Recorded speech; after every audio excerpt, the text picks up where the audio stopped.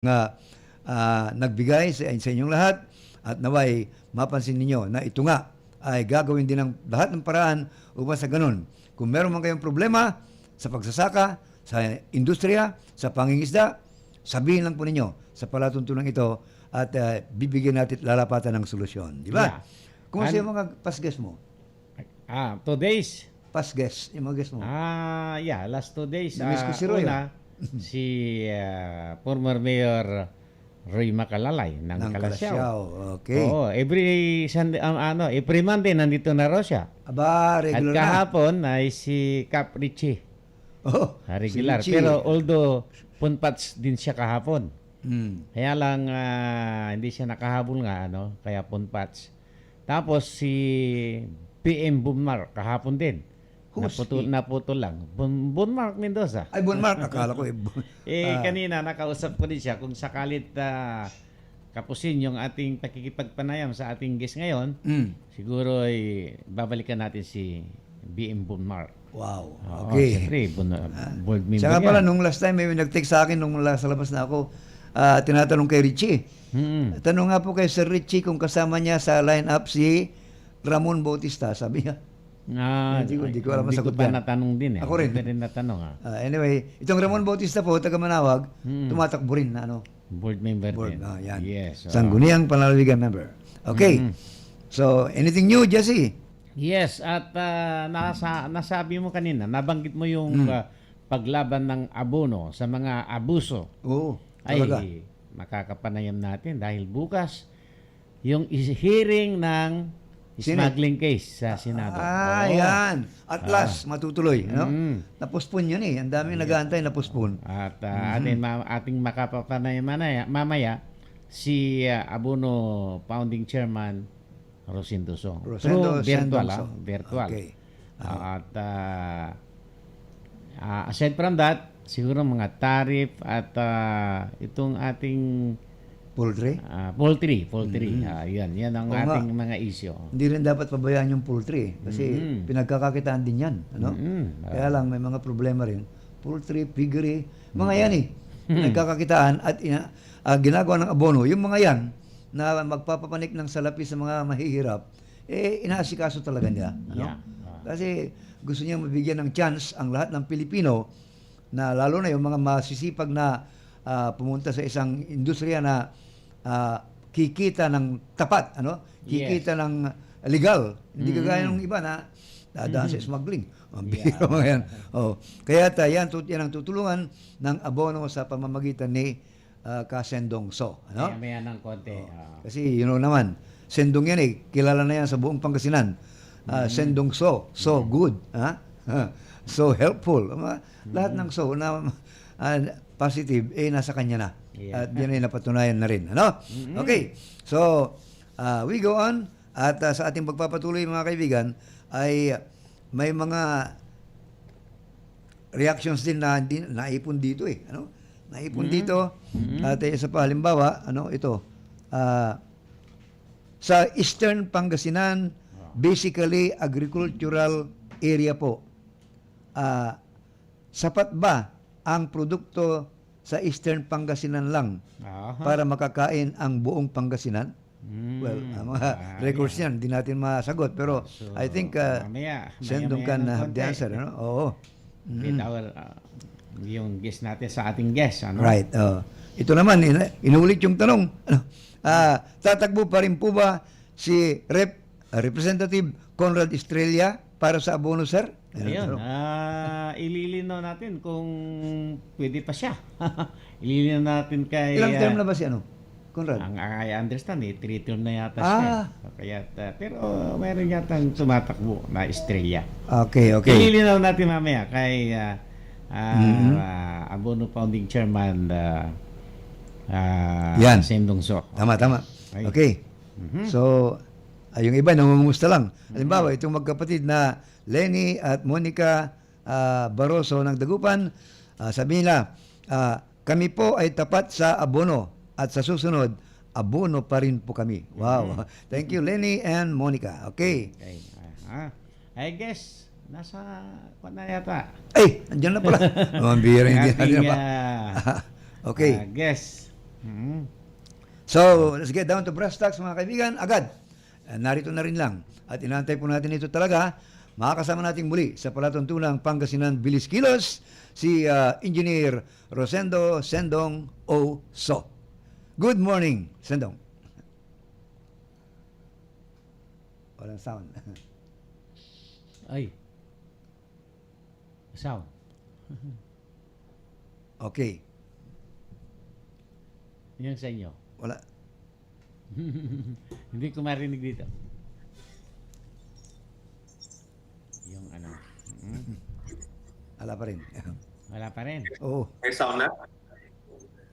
Yes. Kumusta na? Okay, may sound na? Mm.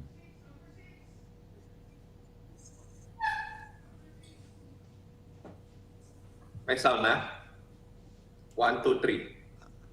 Ah, Narinig na. okay. Ako, wala pa. Teka. Ikaw wala pa. Itong hirap sa makabagong gadgets, ano po. Pero, ayusin sandali ni Nathaniel. Okay. Magandang umaga, Action 3 at Action Jesse.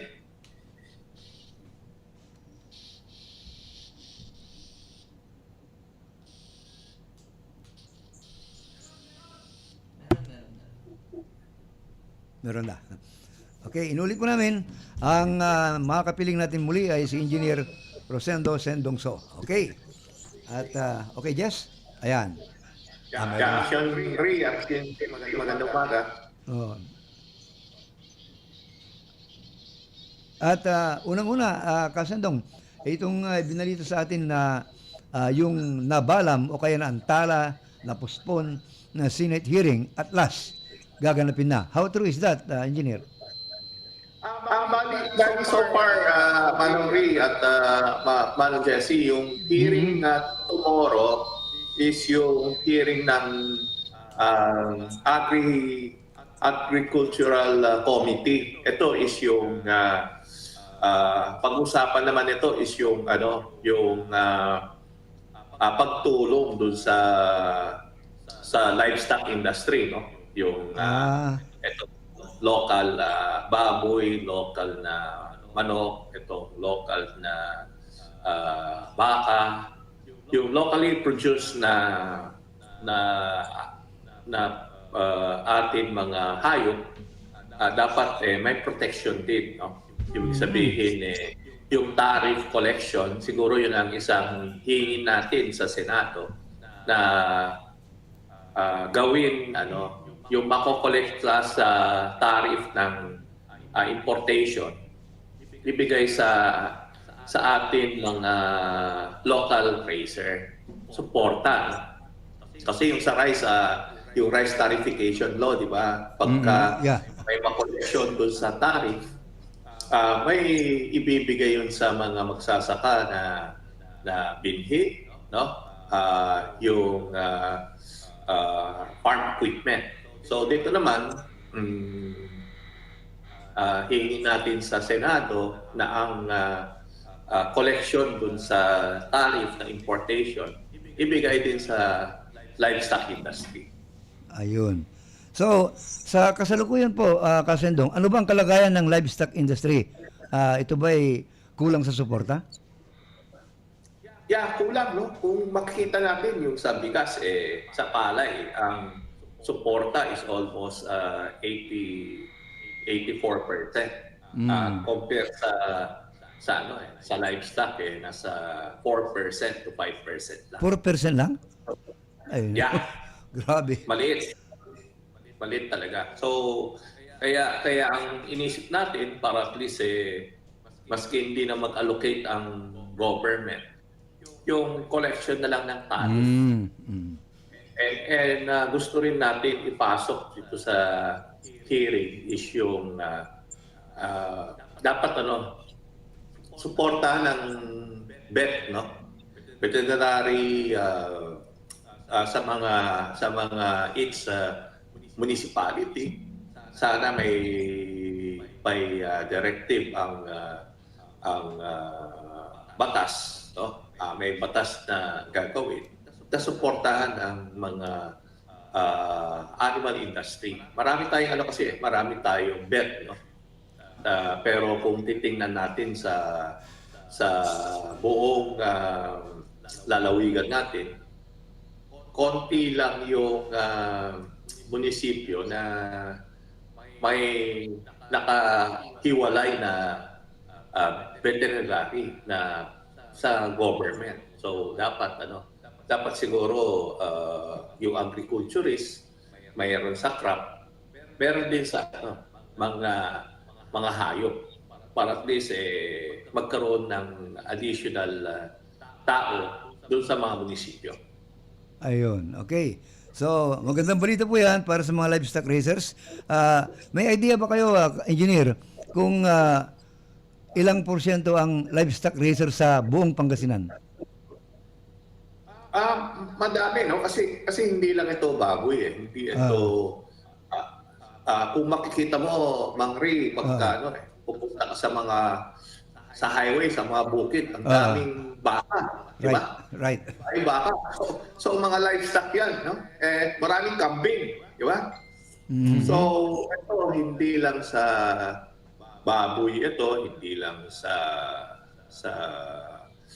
so kasama ang other livestock industry. Yun ang gusto natin na maayos, no? Kung mag-import sila ng karne, dapat yung tariff na makolekta mabigay doon sa livestock industry. Ayun. Para at least lumawak ang ating food security. Hindi tayo aasa doon sa importation. So kung yung makokolekta mapupunta doon sa livestock, magandang mangyayari. Okay. Well, text message lang galing kay Roldan. Certain Roldan from 3812. Ang tanong lang niya, mga sirs, kasali po ba sa livestock ang rabbit o kuneho? Mhm. Yes, kasama 'yun, no? Kailangan tayo mag-expand ng maraming koneho itong rabbit. Kasi ito is sa other countries, sa Australia, yan. Matindi yung presyo ng yung mga first class na restaurant nila, puro rabbit ang pinapakain. Mas mahal pa sa karne ng baka, no?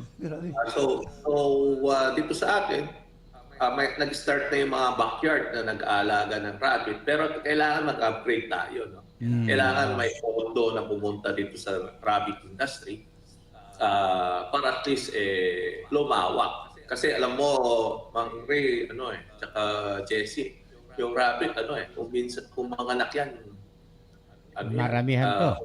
Ng 8, di ba? Maramihan. Tsaka pag-breed mo, parang every other month, manganganak yan. Di Wow. ba? Parang daga, ang bilis Ito yan. manganak. Grabe. So, isang magandang alternative na protein source natin. Yan. Ganun palang kuneho. Yeah. Speaking of this rabbit, sir, di ba, ginawa tong alternate doon sa pagkakawala ng maraming karning baboy dahil sa ESF. Itong rabbit ang parang alternate na solusyon sa kakulangan ng karne. Pero yung mga iba, hindi pa gaanong well educated about sa pagluluto ng rabbit. Ano bang kalimitan o kaya magandang pagluluto dito at nang sa gayon ay malaman ng mga mamaya na kung paano iluto itong rabbit at masustain nga ang ano bang tawag dito? Pagkagusto sa rabbit. Yung pagkakaano sa rabbit. Ito sa rabbit, maraming klaseng luto kasi pwedeng ihaw. Pwedeng yung ihaw mabenta yan. Bali ginagawa yan sa atin mga maski backyard, gumagawa yan yung ihaw. Yung pangalawa is yung pinapaitan, pwedeng gawin pinapaitan din yan. Yun. Grabe. Oo. Dapat Jesse, tsaka Ray, pagpunta nyo sa akin, subukan natin magpunta ng rabbit para matikman ninyo. So mayroon na kayo niyan ng rabbit racing na rin. Nag-racing na rin kayo ng rabbit.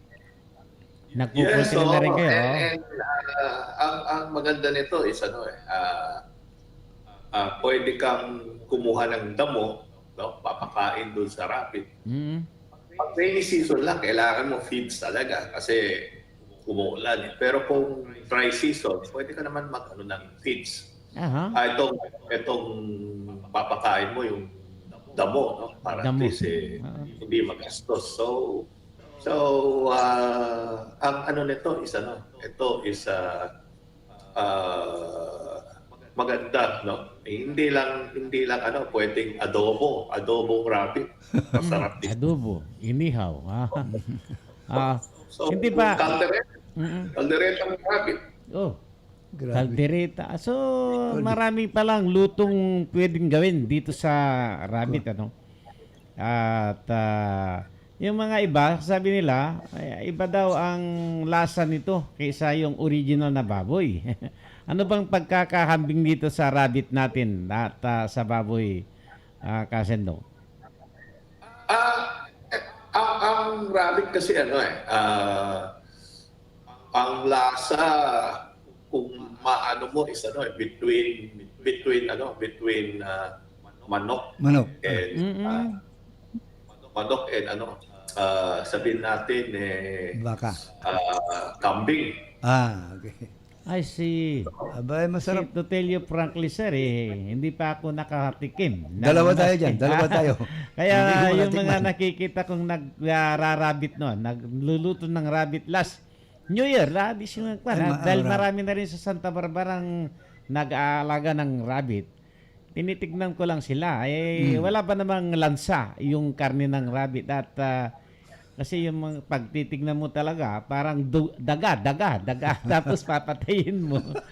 Aalisin mo yung kanya. So, doon ang yung mga iba, sinasabi nila, baka delikado yung pagluluto. Hindi ba gaanong delikado ba, sir, ang pagluluto ng rabbit? Hindi naman, no? Hindi mahirap, no, yung pagluto ng rabbit. At kung makita natin is mabilis din, no? Mabilis ang pagluto nito. Pareho lang sa niluluto natin ng karne. Almost the same lang ang nangyayari. Kaya maganda naman ang karne ng rabbit para sa sa industriya, no? Para lumakas ang ating industriya ng rabbit, kailangan ma-promote ito. Yun ang kailangan natin. Kaya para dumami ang rabbit dito sa atin meat dito sa ating bansa. Tama yun.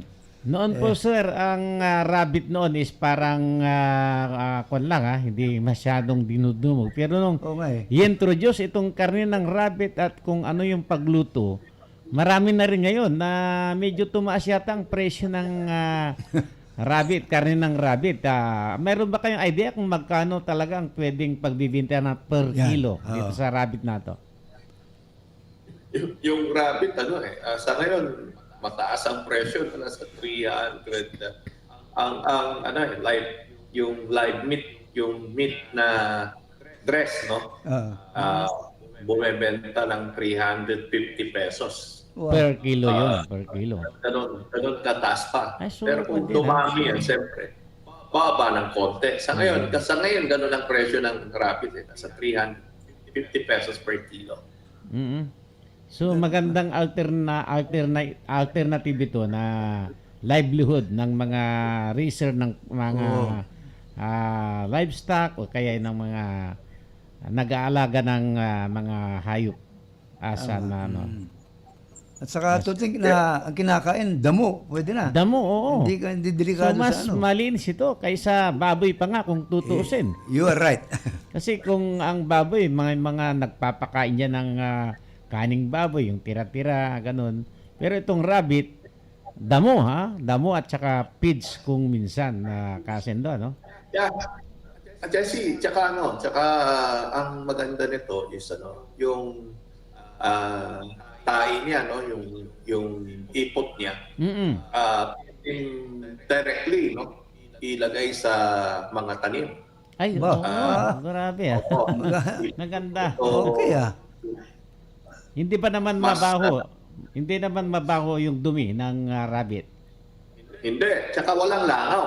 Oo. Mm. Oo, magtataka ka kung may rabbit farm ka, walang langaw. Hindi kagaya yung mga manok, di ba? Maraming langaw. Ay, yan. marami, Pero marami. Yeah. yung rabbit, walang langaw doon sa lugar. Oo. So, you're giving me an idea dahil ako mahilig ako sa pagtatanim ng mga gulay, mga kwan, pag-aalaga ng baboy noon minsan noong meron akong mga babuyan na maliit Oo. noong panahon ng wala pang ESF. Pero nagka-ESF, wala na. Namatay lahat yung mga baboy. Yun eh. Hinahanap ko ngayon yung native na manok. Pero mahirap din pagka lumipad yung native na manok, wala na. Nasa kabila na. Pero ang maganda sa rabbit, Rabbit. parang katulad ng karne ng manok. Gusto ko yung manok. Yes. Hindi, oo. hawig sa iba, maganda yan. Siguro, umpisan ko to sa paminsa-minsa, konti-konti. Mag-imbita ka. Mag-aalaga. Yan. Kasi mga kapitbahay ko, ganyan na diyan sa Santa Barbara. Tinitignan ko lang sila. Ay, bakit nilalagyan nila ng kanilang parang kulungan? Para rin marami pa nga yung mga iba dyan Kung susumahin parang kondominium ng mga manok. Engineer yung ibang hayop, halimbawa, ang baboy, matatakot ka sa African swine fever, Oo. sa swine flu. Ito bang rabbit, wala pang nabalitang sakit na tumatama sa kanila? Sa ngayon dito sa atin wala pang Ayun.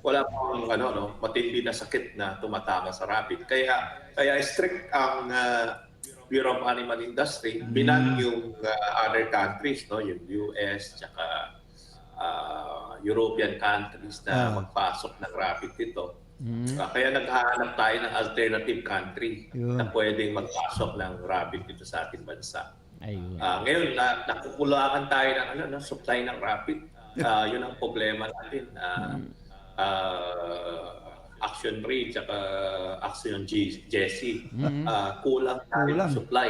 Yun ang isang malaking problema natin ngayon. So, pero sa inaayos natin, kung pwede mag-import siguro from China, dahil wala naman sakit yung galing China, itong mga nearby countries kung meron, makuha.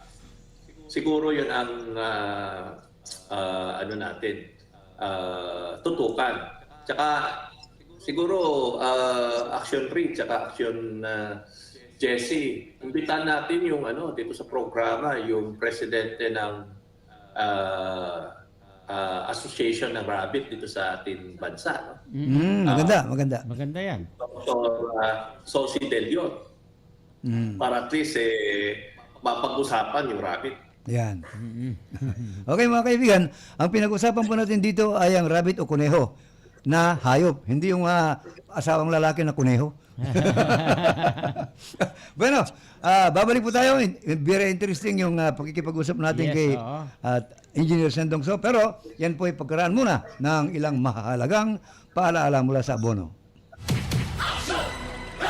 Ang balitang ito.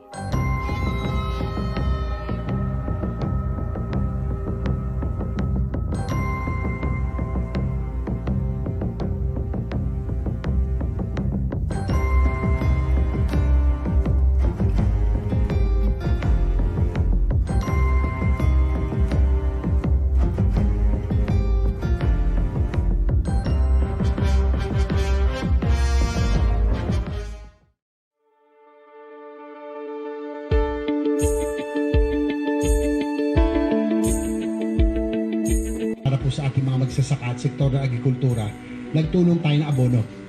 Nung pinasa po natin yung Anti-Agriculture Smuggling Law, sa Senado ay sila po ang naging katuwang at kakampi natin tungkol sa rice smuggling dahil dalas bumabagsak ang presyo ng palay kapag pumapasok po ang mga smuggled na bigas. Hindi lang yun. Bawang, sibuyas, asukal, lahat na ini-smuggle. Kaya tayo naman ay kumilos. Meron tayong ginawa at naipasa po natin ang Anti-Agriculture Smuggling Law as an offense. Ito po ay isang economic sabotage na 17 to 20 years at walang bail. No? Kasi po, ang magsasaka, kapag bumagsak po ang presyo ng palay, wala tayong kita. Tama? Ang nangyayari, syempre, kaya economic sabotage. Pag wala kita ang tao, wala pang gastos. Pero pag maganda ang presyo ng bigas, may pera pong tao, may panggastos, gaganda po ekonomiya. Yan po kaya natin ginawang economic sabotage. Siyempre, tinitingnan din natin na proteksyonan ang sektor ng agrikultura dahil ako'y naniniwala na dapat palakasin natin yung lokal na agrikultura. Hindi yung lagi na lang tayong dependent sa pag-i-import. Kaya umasa naman kayo na kung sakaling ako'y makakabalik Senado, magtutulong tayo ulit ng abono. Pagtulungan natin kung paano pa natin mapalakas ang sektor ng agrikultura, yung implementation siguro.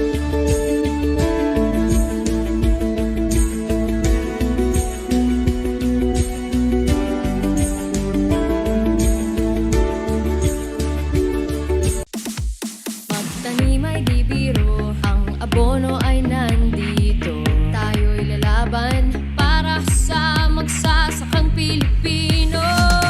Saan ka man o sino ay kasama ka, hawak kamay para sa agrikultura. Tara na, abono party list nandito na. Panalo ka sa abono, atin ang party list na ito. Ulan man bumagyo, abono atin to. Abono party list sa Pilipino. Ang party list na para sa kahit sino. Kakampi natin ang abono.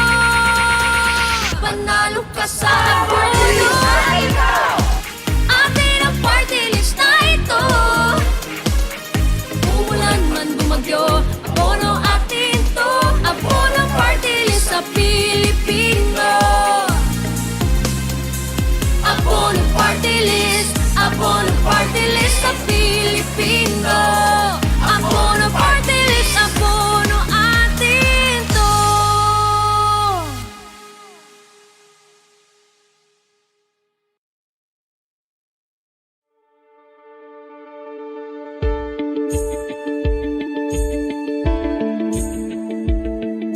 Para po sa ating mga magsasaka at sektor ng agrikultura, nagtulong tayo ng abono.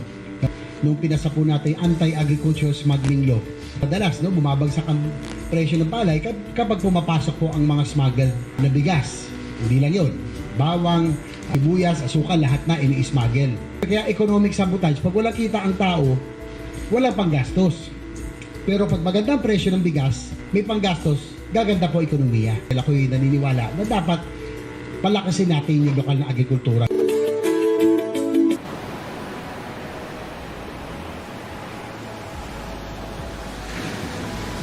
Feel the cool sea breeze of Pangasinan. Relax, enjoy, and have fun at Amansinaya Beach Resort, your great escape as we go through this pandemic. Experience the sun, sand, sea in Pangasinan.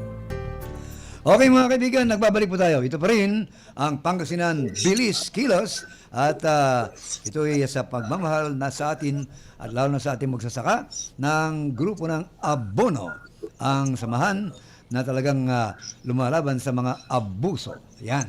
Okay. So we have Engineer Rosendo Sendong Oso still with us at salubungin po natin ang bahaging ito sa pamamagitan ng isang tanong.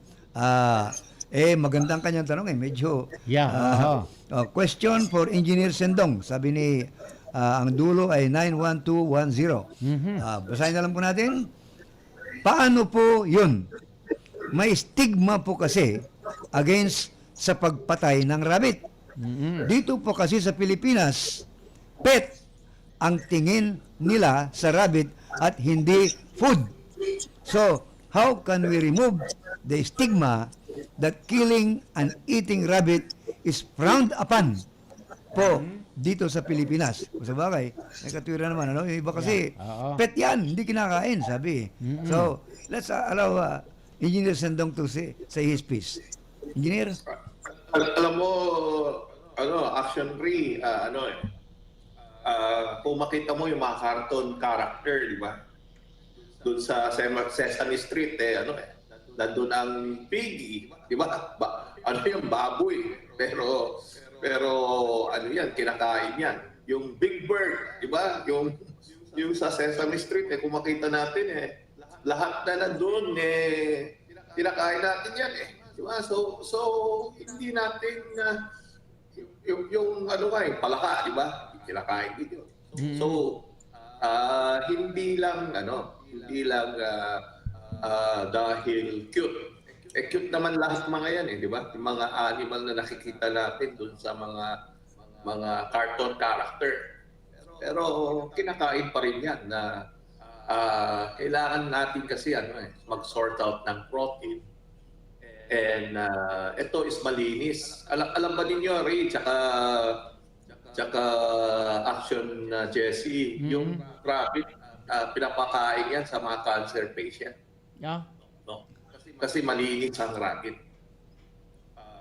So ito ang nakita natin na isang malinis na karne na pwedeng gawin na dumami, no? Kasi madaling mag-alaga Tsaka hindi maselan, no? Hindi maselan. So and mabilis magparami. So ito yung nakikita natin na in the future na yung port yung port protein source natin. Ito ang isang pwedeng alternative na pwedeng gamitin para sa ating bansa. Okay. So, hindi din ba kaya ito ipagbawal ng ating pamahalaan na sir, yung pagkain nitong rabbit? Kung isasabihin nga pit nga ito, baka pagdating ang panahon, may mga mag-upos na gawin itong Pagkain. Ayun. Sorry. Ano nangyari sa'yo? Ngayon, Makakain ka ng rabbit? maraming may gumawa pa ng slaughterhouse doon sa southern Luzon area. No? So marami nagpaparami ng rabbit. Kung pupunta ka sa Angeles area, yung dating ihawan ng mga manok dati, ngayon may ihawan na ng rabbit. So kung makita natin, marami na nag-umpisa, no? Pero medyo mahal pa isang peraso yata umabot ng 1,000 yung ihaw na lechon rabbit no? Sa ngayon yun ang presyo na sa isang rabbit na nakikita natin more or less ganun pa ang presyo, nasa 1,000 to 1,500. Ayun. 1,000? Mahal. Pero kung dumami yan, siyempre baba yung presyo. Ayun. Wow. Okay. May promise ang rabbit kung ganun, ano? Rabbit meat. Baga. At siyempre, isang ideyang maganda ang ibinigay sa atin ni Kasendong, lalong-lalo na yung mga rabbit racer. Sana ay lumaki kayo. So, sa Pangasinan, Kasendong, may samahan ba ang mga rabbit racers? Yeah, meron, no? Naka-member ng NAMBRA, no? yung under the national organization headed by Dr. Sosi. At kasama ito sa SINAG din. Si Doc, kasama natin sa SINAG. So, kaya talagang pinopromote din natin ito para at least lumawak, no? And dumami. Ang maganda nito kasi hindi malangaw, no? So kung mo sa backyard wala kang makitang langaw. So at least malinis ang area mo. So And yung ngayon ay mahalang yung inorganic na fertilizer, di ba? Yung pataba, yung abono na galing sa ibang bansa, mahal. So, ito pwedeng gamitin yan sa mga tanim natin. So, magandang alternative ito na sa livestock na nakikita natin. So, tingnan niyo mga kaibigan, ang dami na nating napansin at natutunan tungkol sa mga hayop na dapat alagaan. At yun nga, ang latest, itong rabbit. There is a big promise in rabbit racing. Kaya mga Pangasinense, simulan na nyo. Kaya lang, saan ba nabibili ang mga rabbit? May mga ano ba? Marami ngayon, no? Oo. Umpisa mo sa Marami. mag-asawang rabbit. Madaling Yes, magpropagate yan. Mag-asawang rabbit. Okay. Okay. So much for that. Itong susunod, tanong din na, nako, paano ba ito? Sirs, ako po ay hindi nag-aalaga ng baka, manok, rabbit, o kaya iba pa. Pero, marami akong kambing. Ano po ba ang hinaharap ng kambing kung sakaling itutuloy ko ito? May promise po ba ng pag-asenso, sir? Yeah, ang kambing at least ipapawala mo lang, no? And kakain ng damo talaga. And ito is dapat mag-upgrade. So kailangan yung livestock fund na kukunin natin, yung pondo yung galing sa import, no, yung taripa. Kaya hinihingi natin ibalik yung taripa sa 35% at 40%, no, dun sa manok, para at least yung makokolekta niyan pupunta dun sa livestock fund. So yung livestock fund, hindi lang sa baboy mapupunta yung pondo, mapupunta yan sa rabbit, pondo sa itong mga i-upgrade yung mga natin, yung mga itong goat, no? Kasi yung kambing, medyo maliit yung kambing natin, mabagal lumaki. Kung makita mo yung upgrade na kambing na Ri tsaka Jesse, malaki. Malaki yung gain in weight, no? Mas mabilis. May nakuha kong bower na galing Australia. Yun ang ginagamit ko pang kasta dun sa mga dito sa atin, mga native natin. At maganda yun. Maganda yung anak. Pakita ko sa iyo para makita nyo na yung created na kambing. Iba talaga. Para yung number of days mo pag lumaki man, mas mabilis. Yun ang nakikita natin. Okay. So, pati sa kambing meron din. Yeah, May promise din. Speaking of kambing, Kalasyaw, nandiyan ang maraming kambing. Ano ba? Along the highway. na Kambing. nasa sila, yung pinagbibinta araw-araw na nangangatay dyan. Along the highway ng Divinesia at saka sa mismong public market. Kaya ang problema dito, sir, is yung mga kambing natin dito ay hindi naman purely taga rito sa Pangasinan. Dito sa Pangasinan, some are coming from Masbate, as far as Masbate. Ibang probinsya. Sa Western Pangasinan o Western part of the province. Diyan sa kapitbahay natin Zambales. Hindi ba natin magawa itong dito mismo sa ating lalawing ng Pangasinan, paramihin itong mga uri ng kambing na yung talagang di kalidad na klaseng kambing, na hindi katulad ng mga kambing na diyan sa tabi-tabi bansot, tsaka yung bang kunti ang nakukuhang karne. Unlike in some other places na madali silang alagaan at malalaki, na as far as Masbate, diyan sa Zambales, Bulinaw yata ay na diyan nanggagaling ang karamihan sa mga kambing natin. Sir. Alam mo, Action Jesse tsaka Action 3, kulang ang ang production natin dito sa ating lalawigan kung kambing ang usapan. Kulang. Marami tayong din pinaparating galing dun sa Southern Luzon, no? Na camping para Makatay. So ibig sabihin, may opportunity ito, no, dito sa atin. And isang alternative pa pwedeng dun sa livestock is yung tupa. Tupad Yung din. sheep. Ayun, no? Oh.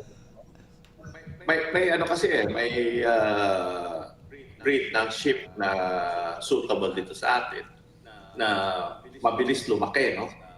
Mas mabilis lumaki kaysa sa camping. So ito is pwede natin i-adapt dito sa ating lalawigan. Yung kambing, yung gain in weight kasi yung tupa mas mabilis. Yeah, Pero yung karne ng tupa pwedeng iluto parang kambing din. Same putahe pwedeng gawin.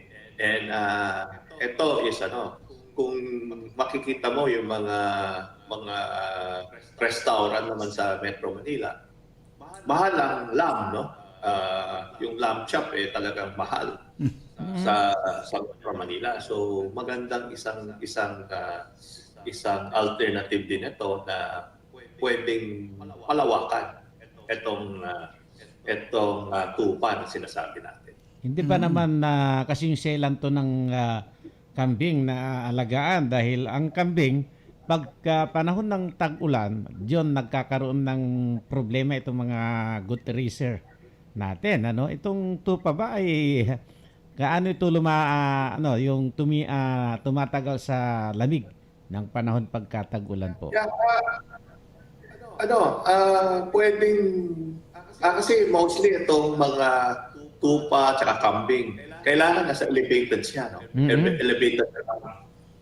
Mahina sa tubig kasi ito eh. So, pagka rainy season, talagang kung makikita mo yung mga farm, mga owner ng kambing, owner ng tupa, may may elevated area sila para kung sila na nag-stay, no? And etong tupa, ako may tupa rin ako eh. Ang ginagawa ko is silage. Silage, ibig sabihin bumibili ako ng mais na 70 days, yung hindi pa matured na mais. Ito is ginagawang silage. Kinakat ito at linalagay sa drum mga 2 buwan. Tapos papakain mo dun sa tupa. Ayun. Mas sustansya. Or magtanim ka ng napier grass, no? Kasi malakas kumain itong tupa compare sa kambing. Kasi mabilis din lumaki, no? Umaabot kasi sila ng mga 50 kilos. Wow. So pagkatama yung pagkain mo, lumalaki talaga siyang malaki, no? Maganda rin ito nito, Kasendong, is magkaroon tayo ng one time parang educational tour dyan sa poultry nyo.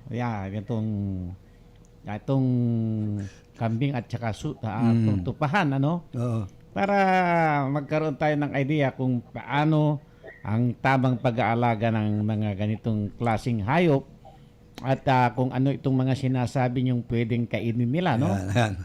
Katulad din sa farm ni Secretary Lambino, ang inaalagaan naman niya is baka. Baka naglalaki ang baka. Oo, at, naglalaki pero, ang baka. Maluwang yung kanyang mga sakahan ng mga, ano bang tawag dito, yung pinapakain nila. May klase din silang pinapakain na doon sa bakahan nila, sir, sa anulid, sa Manaldan. I think, Jesse, gumagawa rin siya ng silage, no? Yung sinasabi natin. So, ibig nyo sabihin yung pinapakain ni Secretary Lambino doon sa kanyang mga bakahan, ay ganun din ang inyong ginagawa dyan sa inyong mga tupahan dyan sa inyong farm sa Rosales. Yes, pagka kasi kailangan mong I think sa kanila is binabacuum pack nila yung silage nila, no? Dun sa mga black na plastic, no? So, pwede rin yun. Sa akin kasi nilalagay ko sa drum, tapos ini-store yan ng 1.5 months, so bago pinapakain sa mga alaga natin. Okay. Pero directly, pwede mo rin pakain. Pero yung nutrient, mas mababa compared dun sa gagawin mong silage, no? And yung ano kasi, kung i-store mo yung mga itong mga damo or itong mga corn, no, na inani, ano siya, mabango siya, no? Mabango kung ginawa mong silage. So mas malakas kumain yung alagang hayop mo, yung tupa. Okay. Actually, kay Cherlyn, Cherlyn, nag-text siya. Kaya lang, bago natin matanong yung kanyang tanong dito, ay nasagot na ni Engineer So. Nagtatanong kasi siya kung anong gagawin niya sa kanyang alagang 3 tupa. So, Cherlyn, nasagot na, palagay ko, ano? Okay, and another question, this one, from 6333. 6333. At ang tanong niya ay ganito, sabi ninyo, maaari palang mag-alaga ng hayop na hindi nilalangaw. Ako po ay may poultry pero puro langaw. Wala bang paraan ng DA, Department of Agriculture siguro, no? Upang sa ganon, solusyonan itong napakaraming langaw sa poultry, Engineer? May ang problema yung may ni-spray sila doon sa hindi ko lang alam kung ano ito conventional ba o yung tunnel bed. Yung naka-enclosed, no? Ang problema na nakikita natin doon sa enclosed na nag-aalaga ng manok is nung pagbukas nila. Yung pagbukas nila, doon nag-agitate yung yung langaw, no? Lumalabas. Yun ang problema natin, no? Dumadami, ang bilis na dumami. Pero may nilalagay sila yung Syro, yung nilalagay doon sa ipot, no? Para mamatay yung langaw. Doon sa ma-decompose kagad yung ipot ng langaw. Kasi kailangan mabasa yun kaya kailangan na ma-dry up, no? Yun ang nakikita natin. Pero ang problema lang, mahal yung application. So yung malalaking mag-aalaga ng 30,000 heads, yun ang linalagay nila, no? Tapos para ma-dry up yung maging organic yung itong tain ng manok para maging abono na gamitin dun sa mga farm. So siguro yun ang isang pwedeng gawin. So yung sa DA, yung magbibigay pa ng budget for that, wala tayong makita. Kaya gusto natin na gumawa ng batas, no? Na ito pasok, no? Yun. Doon sa taripa na makolekta, may bigay dito sa mga livestock industry and poultry industry para at least hindi masyadong magastos itong mga mag-aalaga ng poultry and livestock industry. Okay. Doon sa nagtanong, may pag-asa, ano? Yung poultry mo na Ganon din siguro ang may apply din to sa pagbababoy, sir, ano? Yung Pwede rin. Nilalangaw din yung kasing tulad ng sinabi niyo, sir, sa pag-aalaga ng baboy. Yung dumi ng baboy, yay pwedeng makontrol din. Oo.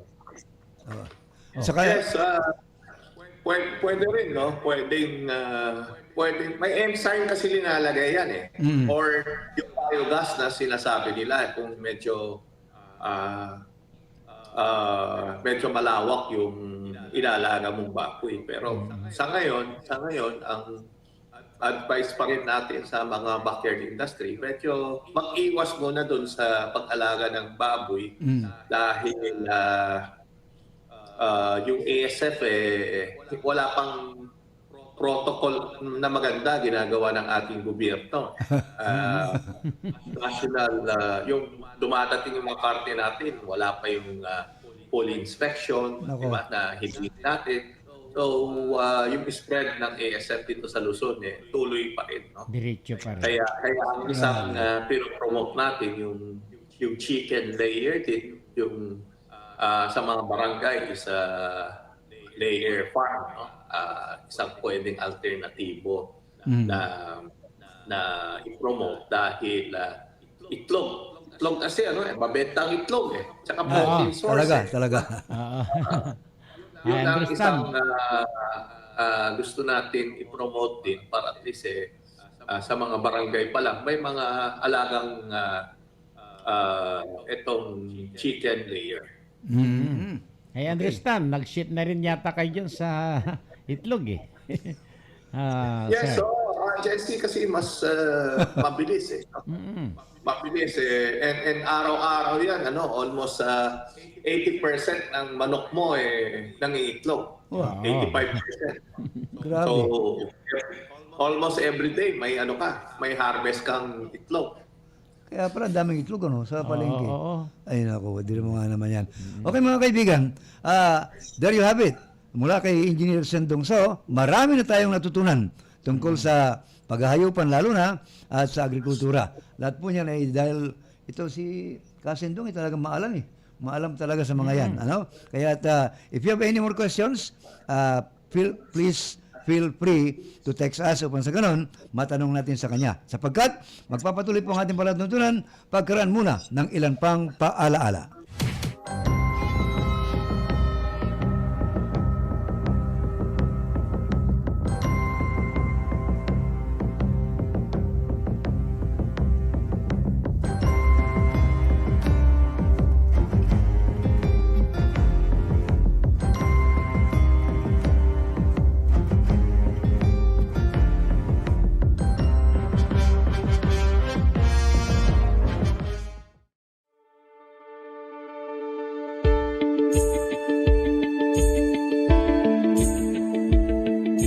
Para po sa ating mga magsasaka at sektor ng agrikultura, nagtulong tayo ng abono. Nung pinasa po natin yung Anti-Agriculture Smuggling Law sa Senado ay sila po ang naging katuwang at kakampi natin tungkol sa rice smuggling dahil dalas bumabagsak ang presyo ng palay kapag pumapasok po ang mga smuggled na bigas. Hindi lang yun. Bawang, sibuyas, asukal, lahat na ini-smuggle. Kaya tayo naman ay kumilos. Meron tayong ginawa at naipasa po natin ang Anti-Agriculture Smuggling Law as an offense ay ito po ay isang economic sabotage na 17 to 20 years at walang bail. Kasi po, ang magsasaka, kapag bumagsak po ang presyo ng palay, wala tayong kita. Tama? Ang nangyayari, syempre, kaya economic sabotage. Pag wala kita ang tao, walang panggastos. Pero pag maganda ang presyo ng bigas, may pera pong tao, may panggastos, gaganda po ekonomiya. Yan po kaya natin ginawang economic sabotage. Siyempre, tinitingnan din natin na proteksyonan ang sektor ng agrikultura dahil ako'y naniniwala na dapat palakasin natin yung lokal na agrikultura. Hindi yung lagi na lang tayong dependent sa pag-i-import. Kaya umasa naman kayo na kung sakali ako'y makakabalik Senado, magtutulong tayo ulit ng abono. Pagtulungan natin kung paano pa natin mapalakas ang sektor ng agrikultura, yung implementation siguro.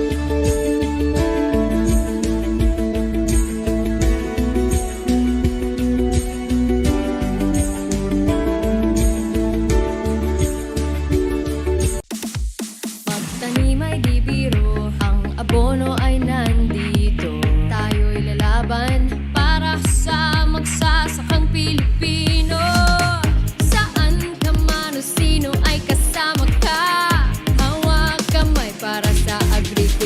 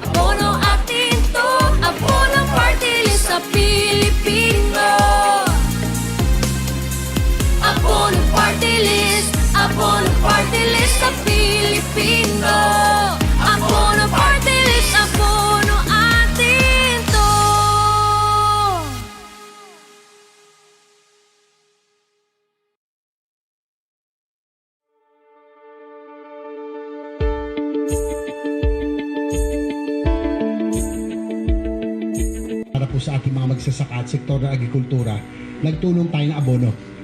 Nung pinasa po natin yung Anti-Agricultural Smuggling Law, madalas bumabagsak ang presyo ng palay kapag pumapasok po ang mga smuggled na bigas. Hindi lang yun, bawang, sibuyas, asukal, lahat na ini-smuggle. Kaya economic sabotage, pag wala kita ang tao, wala pang gastos. Pero pag maganda ang presyo ng bigas, may panggastos, gaganda po ekonomiya. Kaya ako'y naniniwala na dapat palakasin natin yung lokal na agrikultura.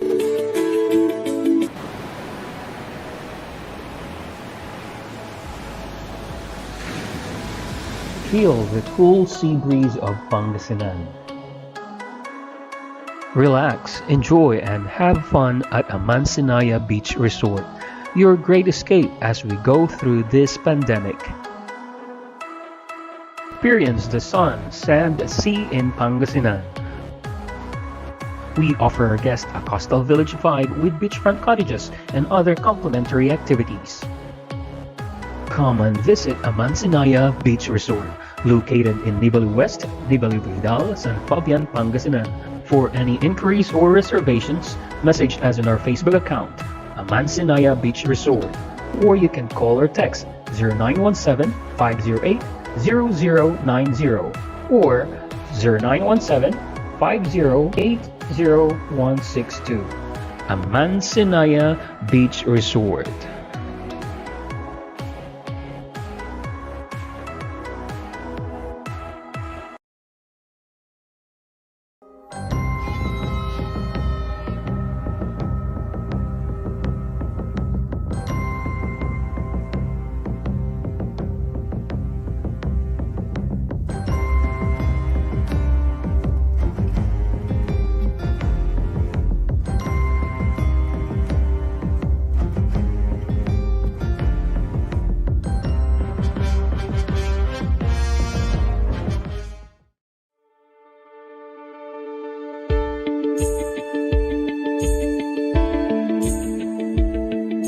Para po sa ating mga magsasaka at sektor ng agrikultura, nagtulong tayo ng abono.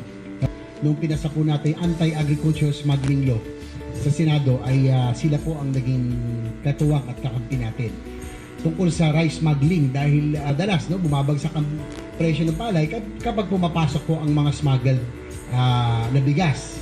Hindi lang yun, bawang, sibuyas, asukal, lahat na ini-smuggle. Kaya tayo naman ay kumilos. Meron tayong ginawa at naipasa po natin ang Anti-Agricultural Smuggling Law as an offense ay ito po ay isang economic sabotage na 17 to 20 years at walang bail. No? Kasi po, ang magsasaka, kapag bumagsak po ang presyo ng palay, wala tayong kita. Tama? Eh, ang nangyayari, syempre, kaya economic sabotage. Pag wala kita ang tao, wala pang gastos. Pero pag maganda ang presyo ng bigas, may pera pong tao, may panggastos, gaganda po ekonomiya. Yan po kaya natin ginawang economic sabotage. Siyempre, tinitignan din natin na proteksyonan ang sektor ng agrikultura dahil ako'y naniniwala na dapat palakasin natin yung lokal na agrikultura. Hindi yung lagi na lang tayong dependent sa pag-i-import. Kaya umasa naman kayo na kung sakali ako'y makakabalik Senado, magtutulong tayo ulit ng abono. Pagtulungan natin kung paano pa natin mapalakas ang sektor ng agrikultura, yung implementation siguro.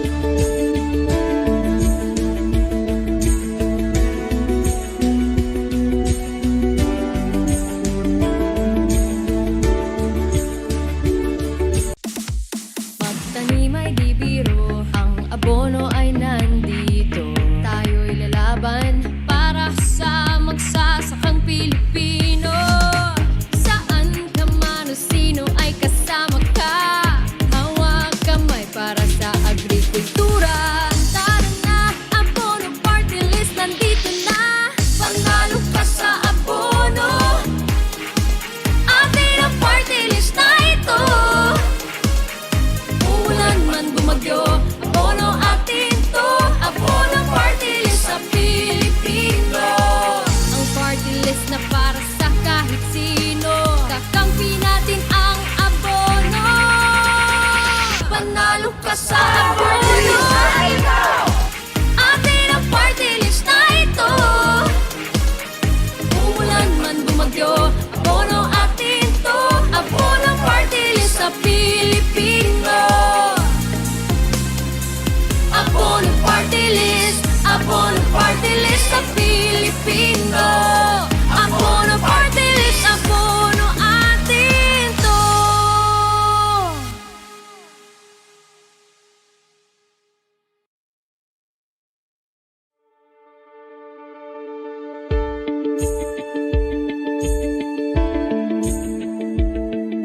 Para po sa ating mga magsasaka at sektor ng agrikultura, nagtulong tayo ng abono. Nung pinasa po natin anti-agriculture smuggling law, madalas bumabagsak ang presyo ng palay kapag pumapasok po ang mga smuggled na bigas. Hindi lang yun.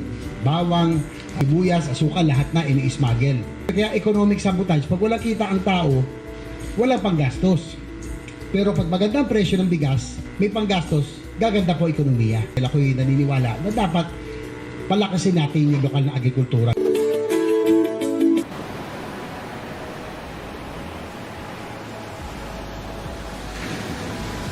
Feel the cool sea breeze of Pangasinan. Relax, enjoy, and have fun.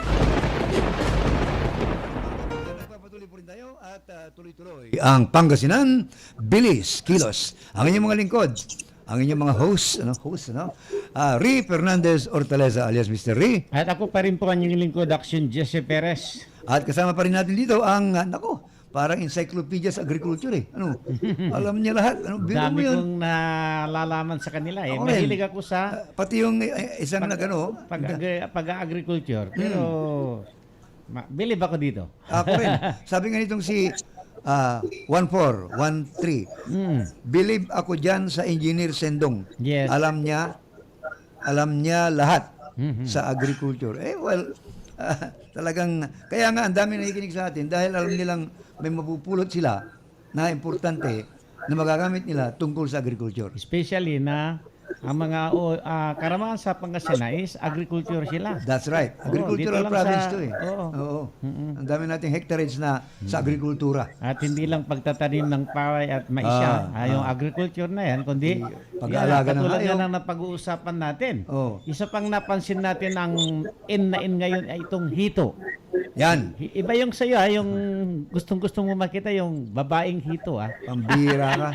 Pambira ka talaga. Ano? Oo. Hito, yung Pilyo ka talaga. Okay, so let's ask that kay Engineer So.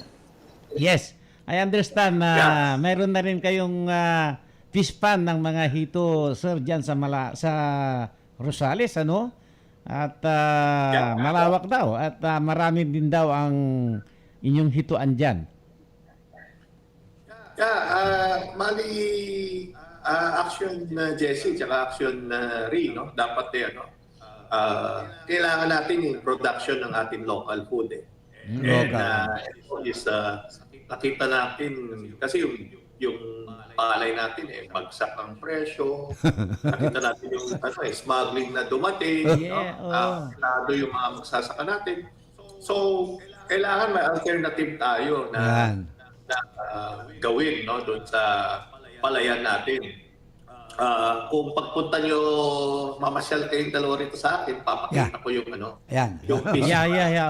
Pupuntahan natin yan. Yung 2,000 square meter na fish pan. Nako. Tapos solar panel ito. At yung tubig, lumalabas, dahil solar, wala kang babayaran na kuryente na. And yung sobra na tubig, pupunta yan sa rice field mo. Wow. Yung Doble. Oo. So may may tanim ka ng palay at may fish pond ka. So, two birds in one shot. Ito Isang is, putok, dalawa kaagad. Yung tae ng mga isda, pwedeng lumabas yan, libre din yung abono mo. Di ba? Ang galing ang galing. Maraming kailangan na alternative na gawin sa nasasayang. farm. Para at least yung mga kabataan maging inganyo na magtanim ulit. Ito siguro papakita natin yan, and para makita ng mga ibang nagtatanim ng palay na gumawa rin ng gano'n. At least sa isang hektarya yung 2,000 square meter or 1,005 gawin nilang impounding ng tubig. Ah, No? Tapos yung lalabas dun sa pump na tubig, yun ang pupunta dun sa palay. At least libre na yung tubig mo sa palay mo. Di ba? So yun ang isang magandang gawin sa ating lalawigan. Kasi hindi lang hito, no? Pwede mong ilagay ng tilapia yan or hito para yung protein source natin kailangan dumami. Di ba? Hindi tayo umasa. Ang narinig natin kay Secretary William Dar, mag-import na naman ng isda. Diba? nako. So, sa akin lang, dapat, hindi yun ang solusyon. No? Yung importation. Dapat, yung local production pa rin ang Ano ba yan? intindihan natin. Supportahan. Importation, open na naman niya sa smuggling. Ano? Mabubuksan na naman ang smuggling. Ay, nako. Yeah, and mas maganda talaga isa turuan ang ating magsasaka. May alternatibo na negosyo. Ang magandang presyo ng hito ngayon, 90 pesos to 100 pesos per kilo. 90 Ang to farming. 100. Aba, okay. Hito, Engineer, bakit nyo pinili ang hito? Samantalang pwede kayong mag-raise ng bangus o kaya tilapia or other fish. Bakit hito? Yung hito kasi dito sa inland mas pwede, hindi ito brackish yung brackish water. Brackish water. Mali, Dagupan, Ligay. Doon pwede yung itong bangus kasi kung sa fresh water dito sa mga bukid. Pwede din ang bangus pero hindi masyadong mabilis lumaki. Ayun. Yung hito mabilis lumaki. And ang hito natin marami galing Bulacan pa no? Ba? So kulang pa rin ito sa ating lalawigan. And papakita ko rin sa iyo yung nagpo-produce na ako ng similya. Ba? No? Similya ng hito. Hito, Nag-produce na rin tayo ng fingerlings ng hito. So, at least yung hituan mo, may production ka ng hito para at least hindi ka lang bibili ng mga tama. fingerlings. Yun ang ginagawa natin ngayon para at least lumaki yung income ng i-ano natin yan sa mga magsasaka para at least tumita rin sila. Okay. Timing. Tanong nitong si Junior. Junior. At ang tanong niya, basahin na lang po natin. Ang hito po ba, engineer, ay pwede ring gawing boneless hito gaya ng boneless bangus? Yeah, may gumagawa, no? Ginagawang fillet ito. Kasi yung hito naman, itong nasa gitna lang yung yung Tinik. Hindi kagaya ng bangus may area, di ba? May area dun sa taas, bandang taas. Tapos bandang gitna, bandang baba. Correct. Hindi mo pa yun. Ito, hindi lang nasa gitna lang. Ayun. So Pwede lang. madali, no? Madali, kung gano'n. I-debone itong hito. Okay. From Engineer Dede. Ewan ko kung anong klaseng engineer ito. DG. Engineer DG. Ang tanong niya ganito. Ako ay hindi ko ikinahihiyang kumakain ng aso dahil masarap ako. Pero parang bawal yata sa bansa natin ang aso. Ano po ba ang stand ninyo sa karning aso, Engineer Sendongso? Yeah. Engineer, dati kung nasa Baguio, kumakain din ako ng aso pero binan yan. Sa Baguio kasi malamig Yung meat ng aso talagang mainit, di ba? So doon sa Baguio, maraming aso dati na kinakatay. Pero ngayon bawal na So kung nasa batas, bawal wala tayong magawa talaga. Di ba? Ayun. So, you're not including dogs in your program, ano po? Yeah, sa ngayon wala tayong programa Aso. sa meat ng aso dahil bawal di ba? Yun. Okay, Jess. Yeah.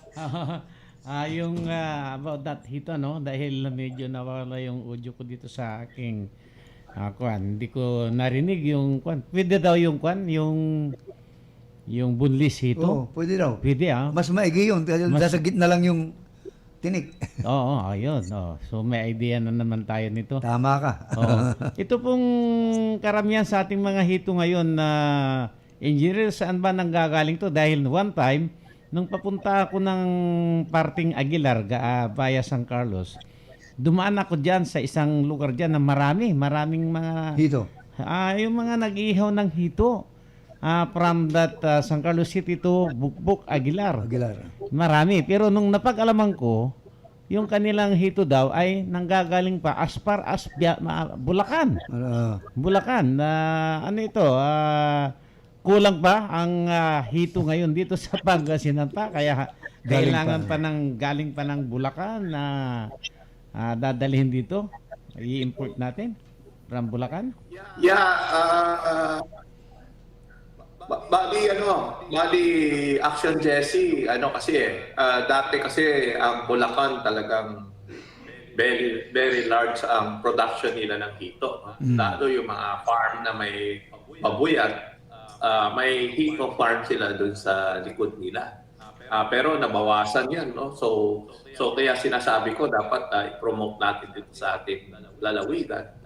Dahil malaking nabawasan doon sa Bulacan. Maraming galing Bulacan pa rin. Pero maraming nabawasan. And kung mag-produce tayo dito, siyempre, mas mura kasi nandito na sa lalawigan natin. Sila magta-transport pa rito, di ba?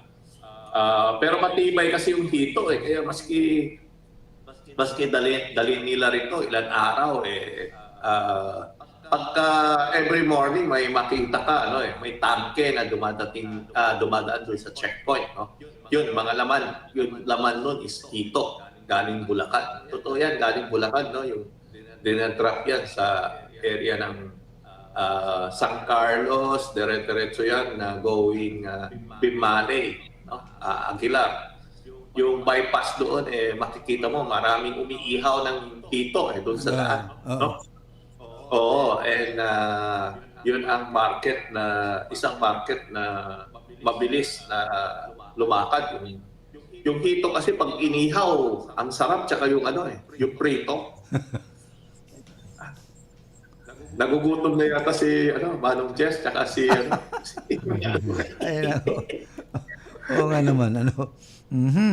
Anyway, magandang discovery yun Hito. Hito, yes. Hito. Yeah. At sa ating magpapatuloy mga kaibigan, ay ito naman, tinatanong lang naman nito kung sa agriculture ba, sir, ay advisable na bangus ang isulong ng Pangasinan, lalong-lalo na ng Dagupan City, o kinakailangan din ng ibang isda? Of course, kailangan ng ibang isda, pero ang problema, mahal di ba? Mahal yung ibang, kagaya ng kung yung pampano. Mas hirap malagayin yan. Kagaya yung bangus, mabilis lang.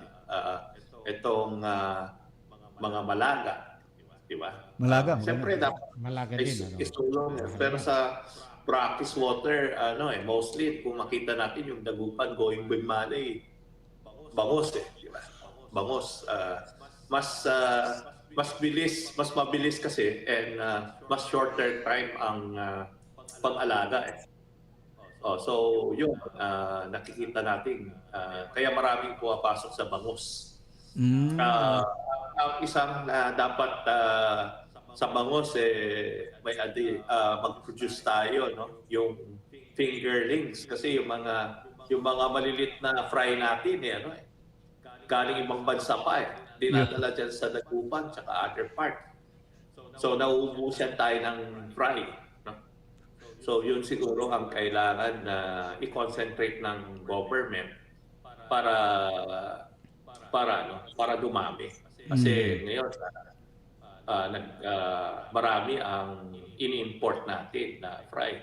Na dati tinuruan natin ng Indonesia, no? Other countries na mag-produce. Pero ngayon nag-import na tayo ng fry. Grabe. Ayan ang hirap eh. Ano?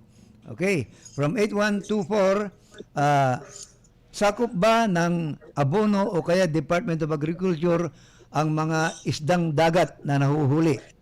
May pakialam ba ang DA at abono? Yeah, dapat suportahan natin yung mga fisher folks. Kaya ang sabi natin is yung bangka. Dapat magbigay ang DA ng bangka dun sa mga lumalaot, no? Para at least dumami yung paghuli dun sa mga nearby territory natin. Kasi yung mga galunggong, Yan. diba? Galing yan sa mga mas malayong area. So kailangan talaga i-promote natin ang fishery dahil yung galunggong kung makita mo sa market galing daw China and other. Pero borders lang yun di ba? Borders lang ng dagat yun. So galing din sa Pilipinas yun yung mga isda So you would say, Engineer So, na malaking bagay yung pagbuo ng Department of Fisheries and Aquatic Resources. Yes, so sa tingin ko kailangan high time na, no? Kailangan magkaroon ng concentration natin sa fishery natin, no? Para at least lumawak yung pag-alaga ng isda dito. Hindi lang sa dagat maghuli, no? Doon sa inland dapat alaga tayo ng mas marami para hindi yung solusyon is yung importation. Ayun. Kasi yung yung solusyon na nakita ko yung sinabing maraming naapektuhan sa Bisaya, Mindanao doon sa Baguio, mag-import tayo ng mas marami. Pero yung dagat naman yung dumaan yung Baguio, hindi naman yung dagat yung tinamaan Ibig sabihin yung mga isda naman nandiyan pa rin. Ang tinamaan yung mga bangka, di ba? So yung bangka ang tinamaan, dapat magbigay ng bangka dun sa mga area na tinamaan para makakuha sila ng isda. So hindi yung mag-import ng isda, yun ang nakikita natin. Okay, good answer. Okay, yes. Yeah. Okay. Dito sa kwan, may katanungan dito, sir, ano? Dahil apektado na raw po ang bangus industry dito sa lungsod ng Dagupan. In fact, nai-invade na nga ito ng iba pang mga foreign bangus ang lungsod ng Dagupan. Ang nire-request daw po ng mga iba, how about filing a bill ng abono o batas ang abono na yung mga yung medyo malawak-lawak na portion ng ating fish pond na ngayon na tinatabunan na, no? How about filing a bill or law na bawalan mo magkaroon ng moratorium diyan sa pagko-convert ng mga fish pond into a commercial area para naman ay commercial o residential. Commercial at residential, ano? Na ito'y gawing moratorium muna ang pag-develop ng mga ito para at least hindi tuluyang mawala o kaya hindi mamamatay ang bangus industry dito po sa lungsod ng Dagupan. Dami ng fish ponds na naging site na ng bahay. Kung wala tong mga fish pen, pero alam naman natin na ang kalimitang nangyayari sa mga fish pen mga manure yan mga ang pinapakain feeds, unlike yung mga bunuan bangus noon na talagang totally na talagang fried ang very fried ang ng Pangasinan itong bunuan bangus. Filing a bill daw. Of course dito doon sa area ng Dagupan, no? Ito is part ng part ng distrito ni Congressman De Venecia. Yeah, Bunuan. And kausapin natin siya kung ano bang solusyon na pwedeng gawin Oo nga. para at least Congressman. ma-save yung mga area na nagpipis nag-alaga ng isda, no? And hindi mawala yung area ng fishing area. So siguro pag-usapan ito, Jesse and Ray, no? So para at least mas malawak na pag-usapan kung paano gagawin. Ayaw naman natin na yung malapit sa kalsada na pwedeng gawing commercial naman na pahinto, no? Pero of course yung mga area na malayo dun sa highway kailangan i-maintain yung fish pond area para hindi maubos, no, yung production natin ng isda dito sa atin na lalo na diyan sa City of Dagupan.